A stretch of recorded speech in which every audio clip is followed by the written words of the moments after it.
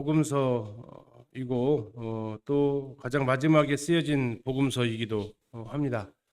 지금까지 세 복음서는 갈릴리 중심의 예수님의 사역을 다루고 있다면 요한복음은 예루살렘 중심의 사역을 다루고 있습니다. 마태복음은 왕으로, 마가복음은 종으로, 누가복음은 인간으로 오신 예수님을 표현하고 있다면 요한복음은 하나님이신 예수님을 표현하고 있습니다. 요한복음의 가장 핵심적인 구절은 요한복음 20장에 나와 있습니다.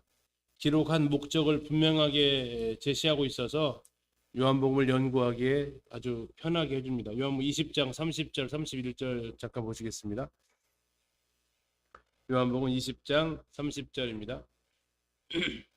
예수께서 제자들 앞에서 이 책이 기록되지 아니한 다른 표적도 많이 행하셨으나 31절 오직 이것을 기록함은 너희로 예수께서 하나님의 아들 그리스도이심을 믿게 하려 하며 또 너희로 믿고 그 이름을 힘입어 생명을 얻게 하려 함이니라. 요한복음을 기록한 두 가지 목적이 나와 있습니다. 첫 번째는 무엇을 알아야 돼요?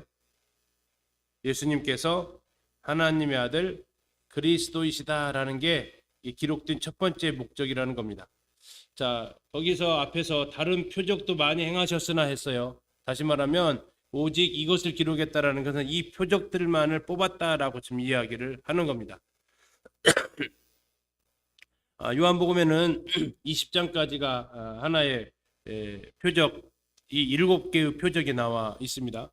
21장에서 물고기 잡는 표적을 이제 플러스 1 해서 8개의 표적이 되는데 7개의 표적을 기록했던 목적이 뭐냐면 예수님께서 하나님의 아들 그리스도이심을 믿게 하는 표적들이다. 표적과 기적의 차이점은 기적은 놀라운 일이라고 하지만 그냥 미라클인데요. 표적은 거기에 어떤 의미가 담겨져 있는 기적들이라는 거죠. 그래서 예수님이 첫 번째 기록되어진 표적이 물로 포도주를 만드는 표적이 첫 번째 표적이 되죠. 거기서부터 시작되어져서 총 7개의 표적이 기록되어져 있는데 그 7개의 표적이 전부 다 예수 그리스도께서 하나님의 아들이시다 라는 걸 보여주는 표적이다 하는 겁니다. 어쩌면 이 7개의 표적은요, 우리가 어떻게 구원받는지를 보여주고 구원받은 우리에게 어떠한 일들이 일어나는지를 보여주는 그것을 또 이렇게 표현해주고 있습니다. 물로 포도주를 만들었다라는 것은 무슨 말씀을 하시든지 그대로 하라라고 이렇게 마리아가 이야기를 하죠. 그래서 구원은 말씀으로 받는다라는 겁니다. 왕의 신의 아들 믿기만 하면 아들이 산다라고 했을 때 자기 믿었을 때 그 일이 났다는 걸 통해서 믿음이 구원 얻는 방법이다라는 거. 세 번째 38년 된 병자가 예수님께 나와서 고쳐주십시오라고 말한 게 아니라 예수님께서 그를 찾아가서 네가 낫고자 하느냐라고 물으셔서 예수님이 다가가셨다라는 것이 바로 은혜입니다.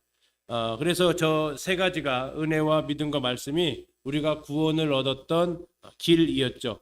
너희가 그 은혜를 인하여 믿음으로 말미암아 구원을 받았다라고 에베소서 말씀하고 있는 것처럼 하나님의 말씀을 통해서 그 은혜로 믿음을 통해서 우리가 구원을 받습니다. 그 다음에 우리에게 구원받은 이후에 찾아오는 것이 뭐냐? 첫 번째 이제 5번째 표적입니다. 우리 가운데 평화가 찾아옵니다.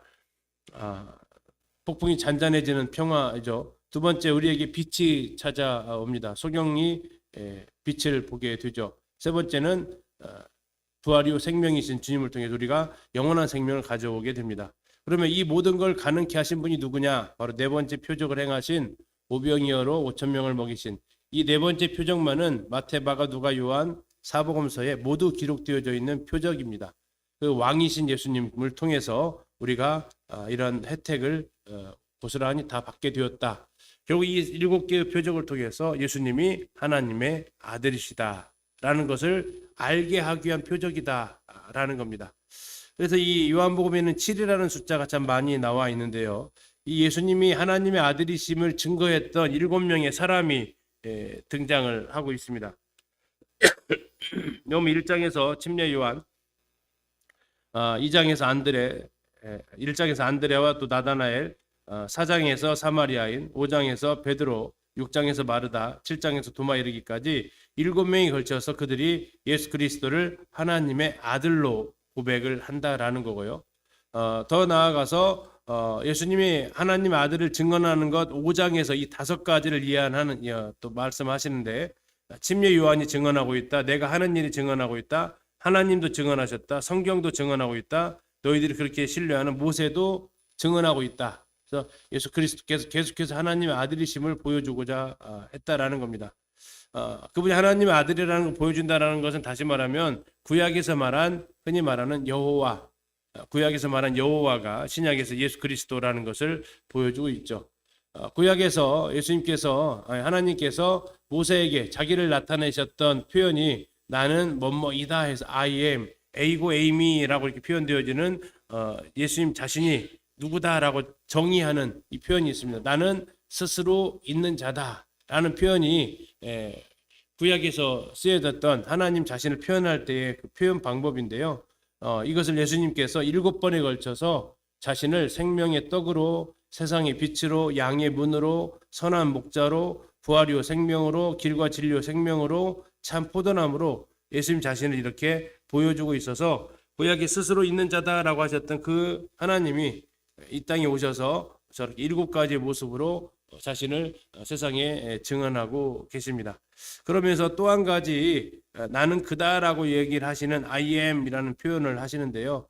내가 그다부터 시작해서 7번에 나와 있는 마지막에 내가 그니라 했을 때 내가 너희가 찾는 예수다 하면서 내가 그다 I am 했을 때 하속들이 대제사장의 유대인들이죠. 그들은 대제사장 하속들이 그대로 땅에 엎드러지는 장면이 요한복음 18장에 나옵니다. 그것은 왜 그들이 갑자기 땅에 엎드러집니까? 유대인들은 알았던 거죠. 무엇을? 이 표현이 여호와의 표현이라는 걸. 그래서 그들은 그냥 뭐 무조건 반사로 그들은 땅에 딱 엎드러지는 이런 모습을 통해서 예수 그리스도께서 하나님의 아들이심을 이렇게 보여주고 있다라는 겁니다. 요한복음을 통해서 이렇게 예수 그리스도가 하나님의 아들이시다라는 것을 증언해 주는 게 가장 큰 목적이다라는 것을 우리가 기억하게 되고, 두 번째 목적은 뭐라겠습니까? 그 아들을 믿으면 무슨 일이 벌어진다고요? 그 이름을 믿고 생명을 얻는다라는 겁니다. 그래서 예수 그리스도를 그를 믿는 믿음이 바로 생명을 얻게 하는 믿음이다라고 요한복음 읽으면 이 두 가지가 일어나야 된다는 거죠. 하나는 반드시 일어나야 될 예수 그리스도가 하나님 아들이시다라는 거, 그리고 그 이름을 믿는 자들에게 자연스럽게 따라서 일어나는 사건이 그들이 생명을 얻게 하는 일이 일어나게 된다 하는 것이 요한복음의 가장 큰 우리가 기억해야 될 포인트가 되겠습니다. 요한복음 21장까지 기록되어져 있는데요. 예수님께서 아까 6월절 엿새 전에 이렇게 나와 있었죠. 그게 요한복음 12장이었습니다.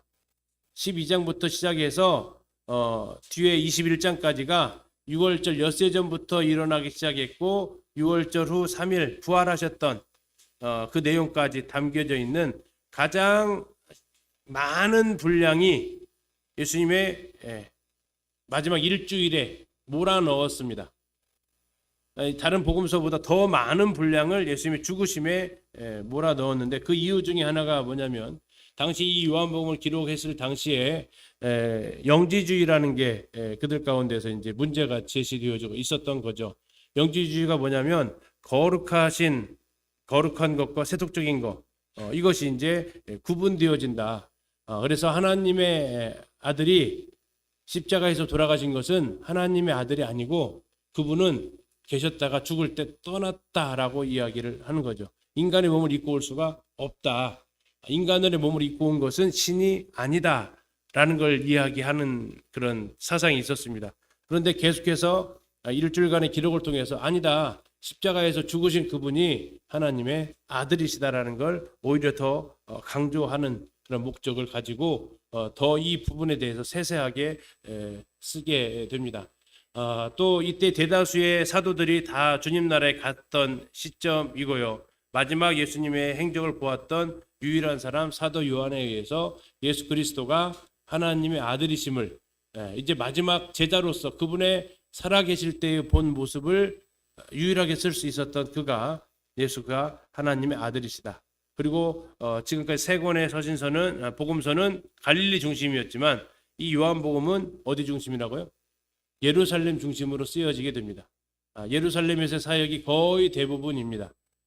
그래서 많은 복음과 많이 다르게 되어져 있는 복음서가 이 요한복음이 되겠고, 특별히 12장부터는 예수님 마지막 흔히 말하는 고난 주간에 집중적으로 이 내용을 배치하고 있고, 또 하나님의 아들이시기 때문에 어떤 기적이 앞에 11장까지로 기적은 아까 7개의 기적의 시작은 요한복음 2장이었죠. 다음에 기적의 마지막 기적은 몇 장이에요? 11장입니다. 그러니까 아까 말했던 12장 그 베다니 마리아가 향유 부은 사건부터 시작되어지는 12장부터는 기적이 나와 있지 않아요. 그리고 앞에다가 기적을 다 넣어놨다라는 얘기예요. 이걸 압축을 시켜놔서 그래서 예수께서 하나님 아들이심을 하고, 그리고 이제 그분이 내가 하나님의 아들이라는 걸 그분 스스로 보여준 기적이 기적처럼 표시가 안 되어 있지만 부활하셨다라는 겁니다. 그분의 부활이 가장 이 놀라운 기적이 하나님의 아들임을 매듭 지어주는 기적이죠. 그래서 요한복음에서 예수님께서 부활하셨다라는 내용, 20장에서 부활하신 그 내용이 이 7개의 기적이 하나님의 아들이심을 증명해내는 마침표를 찍는 기적이 부활에 대한 기적이 또 되겠습니다. 그래서 마지막 부분에 초점되어져 있고 13장부터 간혹 성경책 중에 예수님께서 하신 말씀이 빨간색으로 되어진 책들이 있어요. 그런 성경이 있죠. 13장부터 가서 보시면 온통 단풍 들었을 겁니다. 요한복음 13장부터 한번 보세요. 다 빨갛죠. 거의 검정색이 거의 없습니다. 계속 예수님께서 말씀을 하고 계시다라는 것이 여기서 이제 그 색깔로 구분이 확 갈 정도로 되어져 있죠. 예수님의 마지막 일주일에 집중하고 있다. 두 번째, 예수님의 예루살렘 사역에 집중하고 있다. 그걸 통해서 예수님이 하나님의 아들이심을 증명하고 있다. 그걸 통해서 우리가 그분을 믿어서 영생을 얻을 수 있다라는 걸 말해주고자 했던 책, 오직 이것을 기록함은이라고 분명하게 그 기록 목적을 밝히고 있어서 우리에게 요한복음의 특징을 잘 알 수 있게 된 책이 요한복음이 되겠습니다. 1장부터 우리가 식사 이후에 같이 실제로 읽어보도록